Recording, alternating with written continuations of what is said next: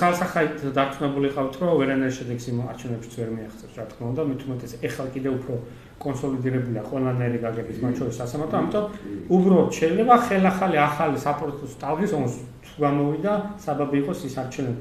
ამიტომ ამ შედეგად ღირს თუ არა მასში მონაწილეობა, ეს პოლიტიკოსებმა თავს დაუდგა. ანუ ჩვენ მაინც თანხდებით, ანუ სხვა გამოსავალი არ არის, რომ არ ვეგუებით ამ რეჟიმს, ხო?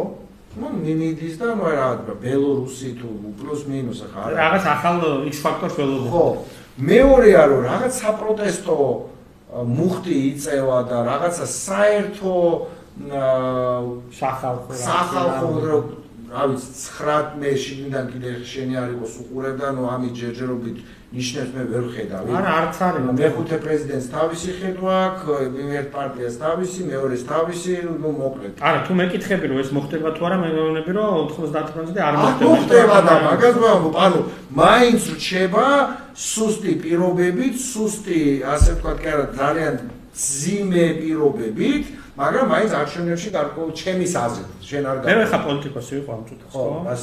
აი საინტერესო.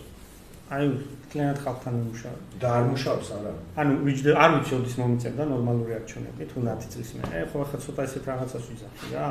მაგრამ აი ხალხთან არის, ხალხთან აი ესე მაგიტო არ ხარ ეთმობა ჯერჯერობით პოლიტიკაში. ვივლიდი რეგიონებში. გეთახმები. აი ვისაუბრობდი ყველაფერზე. ეგ არის უდიდესი პრობლემა